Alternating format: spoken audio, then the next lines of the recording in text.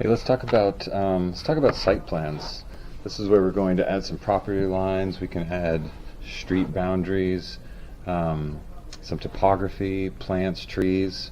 So I'm just going to show you a couple tips. Okay, so first of all, let me delete my current one, and I'm just going to take my level 1 view, right click. We're going to duplicate, and we're just going to rename it site. Okay, so now that that's done, let's go to massing and site, and we're going to click on property line.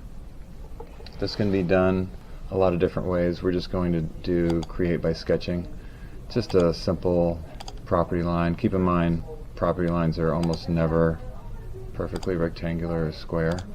That's why I'm drawing that shape. And let's say OK. There's our property line. Move that up a little bit. Okay, and then you'll have to look at the examples in class, but to draw any other lines like roads or sidewalks or sewer mains or water mains, that's going to be in Annotate, Detail Line.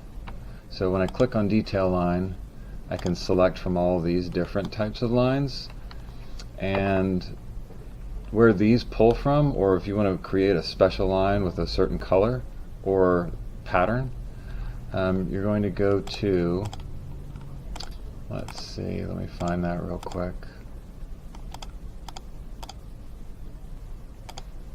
Yeah, so we're going to go to Manage, Additional Settings, Line Pattern. Oh, not line pattern, sorry. Additional Settings, Line Style. And then I can click on this little plus. And let's pick on hidden, for example. What if I just wanted to simply change that to green? Click OK, apply, OK. Then when I go back to annotate, back to my detail line,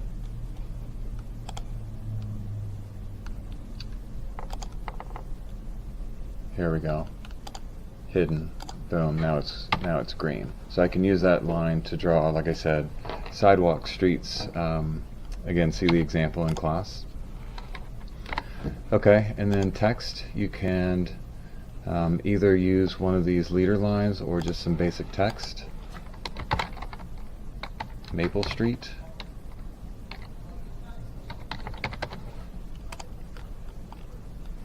And a little reminder, if I click on the text, go to edit type, right there I can change the size. Okay, so that's some basics. How are you doing? So then we can do some topography. Let's go to massing and site, click on topo surface, and we can click. Everywhere you're clicking, you're making a little like a contour line, like a topographic map. And notice I can change, I just did a couple clicks. Let me change this to 20, something really exaggerated.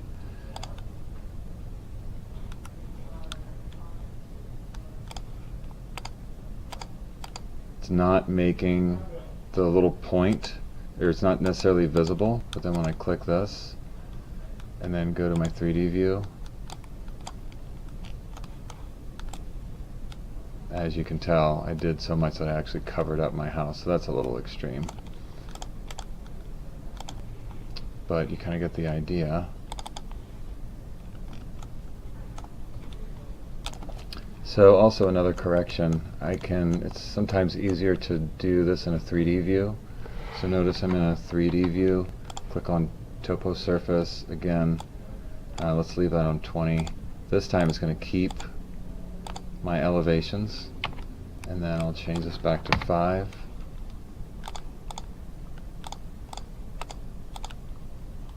And let's hit OK. And let's go to our kind of turn our 3D view. And again, I'm just doing this as an example, but you can see that it's starting to make some contour lines, and I can click on, let's just drag it down real quick. There we go. That's starting to look a little better. Maybe this building is kind of built into this hillside. There you go. So now let's go back to our site plan. And sometimes your topography doesn't show up, so you can see it in your 3D view. But I'll go back to my site plan, and it's not there. So go over here to Visibility, Graphics, click on Edit, scroll all the way down towards the T's, Topography, and click Apply and OK. And now it's going to show in my site plan. Okay, in a site plan we might want to know the elevation. So let's go to Annotate, Spot Elevation. I can double click, zoom in a little closer. I can click, put a little arrow, a little leader arrow, double click, and I can do the same thing over here. Again, look at the example for specifics. Let's see, back to Annotate. You can also do a spot coordinate, which could be useful for a property line, like a corner.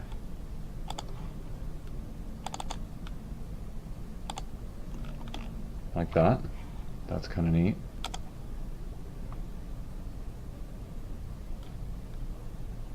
Okay, and then back to massing and site.